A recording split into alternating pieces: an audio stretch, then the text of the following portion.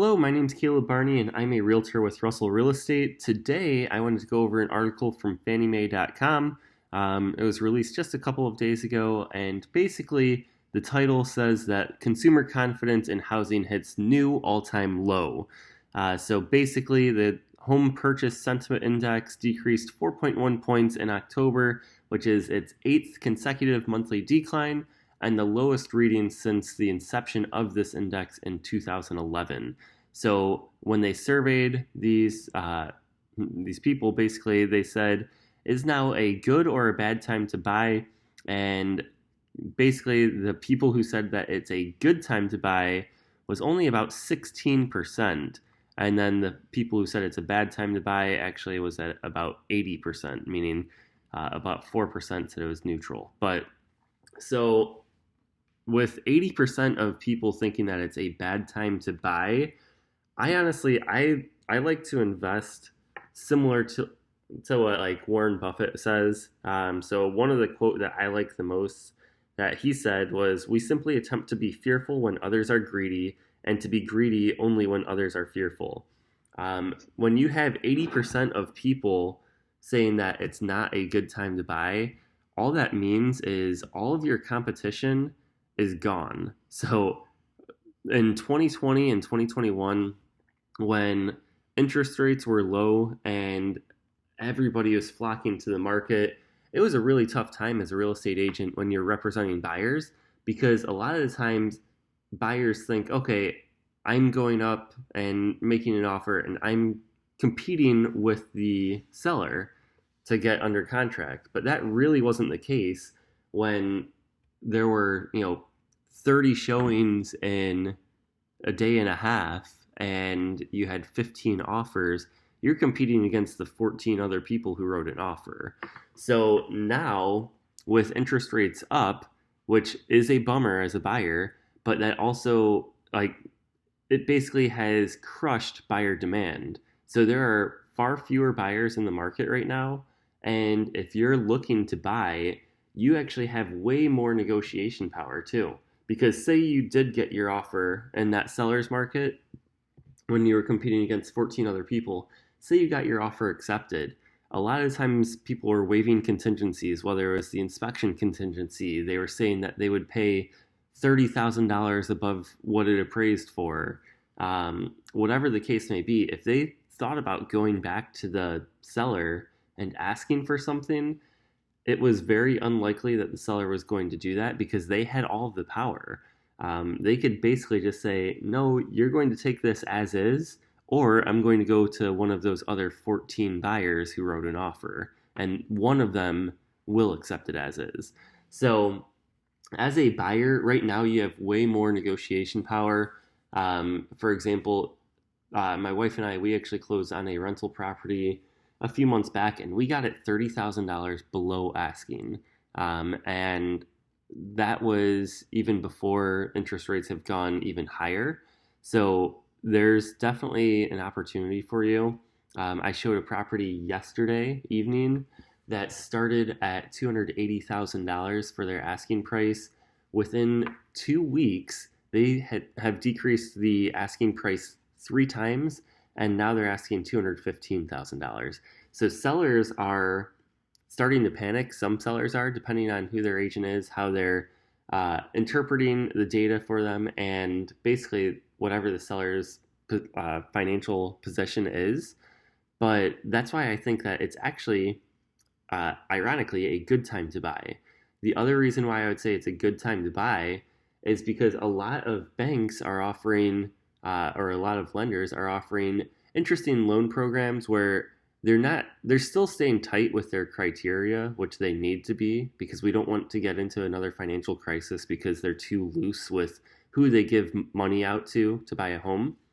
But they're offering programs like a 2-1 buy down where you have to qualify. Say interest rates are at 7.5% right now. You have to qualify to be able to afford that interest rate at 7.5%. But you could actually have the seller give you concessions to buy your rate down. So the first year, it would be 2 points lower than that. So it'd be 5.5%.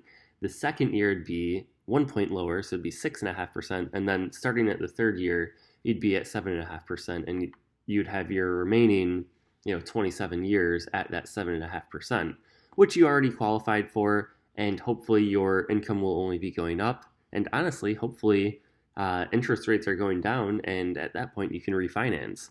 So that's where a lot of lenders like the phrase "date the rate and marry the home," which I'm not a big fan of that actual phrase. But as long as you're able to afford that higher interest rate payment, why not try to take advantage of 2 years of lower monthly mortgage payments? So that's not a bad idea.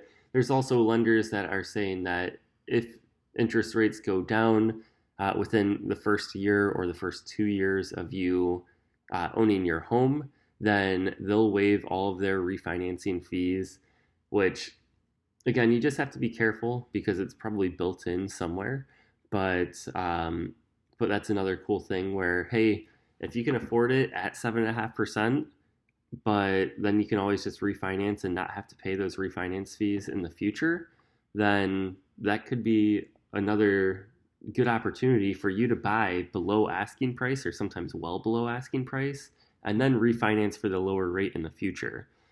So I think that we need to stop getting caught up on thinking about, oh, wow, the 3% interest rate, because that's not coming back anytime soon. That was at historic lows, like all-time historic lows, and really it led to an unhealthy housing market. So even when interest rates do go back down, I figure they'll probably eventually sit around 5.5%, which is probably where it should be, to be honest. Anyways, going back through this article, a good or bad time to sell. So the percentage of respondents who say it's a good time to sell decreased from 59% to 51%, which is, kind of ironic because, if it's not a good time to buy, apparently it's not a good time to sell here either. And that's just for the people who are thinking about trading out those interest rates, which, again, I completely understand.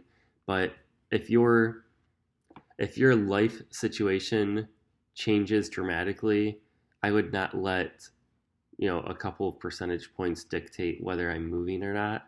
So if I just got married, if I'm having kids, if I'm becoming an empty nester, if a loved one passed away and we just don't need as much house, or you want to downsize because you need to go to a single floor living and you're living in a colonial right now, there are always going to be buyers and sellers. And again, I would not let an interest rate necessarily dictate where I'm living. Home price expectations, I should say. The percentage of of respondents who say home prices will go up in the next 12 months decreased from 32% to 30%. So a lot of people are thinking that home prices will go down. It depends on the area that you're living in. Like, I know that the Arizona market and some of the coastal markets have been hit hard already, but they also saw the greatest price appreciation. So if you're seeing 30% home price appreciation in 1 year, chances are that number was falsely elevated, and it's going to have to come back down to reality. So, prices are going to have to stabilize or even go down in those markets.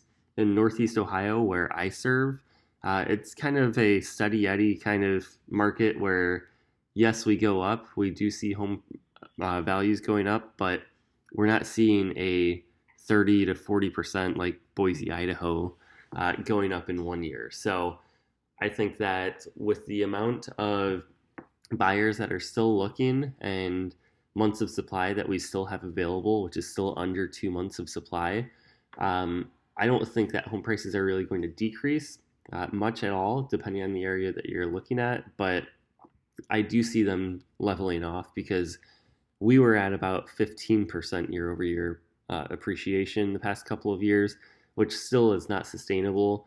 And I do see that leveling off within the next year or two then.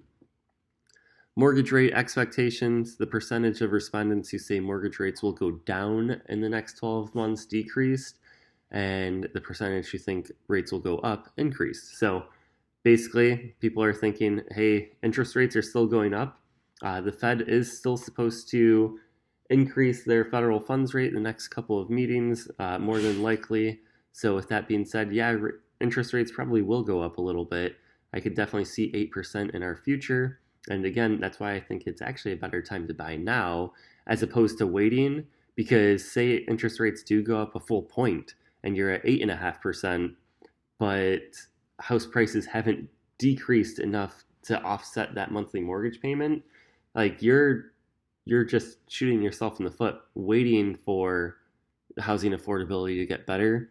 Just bite the bullet now as long as you can afford it, of course, and then refinance if or when the time comes. The good news is job loss concern.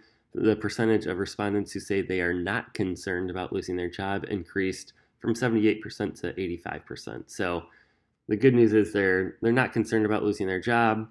The bad news here is that some people have actually said that they're making less money than last year. So the percentage of respondents who say their household income is significantly higher than it was 12 months ago is down 1%, while the percentage of people who say their household is significantly lower increased 4%. So that's the unfortunate part. People are making a little less money as as a lot of companies are preparing for a potential recession in the future. So that's just a quick 12-minute video on this little article. If you have any questions, especially about the Northeast Ohio or the Cleveland, Ohio housing market, let me know. I'd be more than happy to talk with you, and have a great day.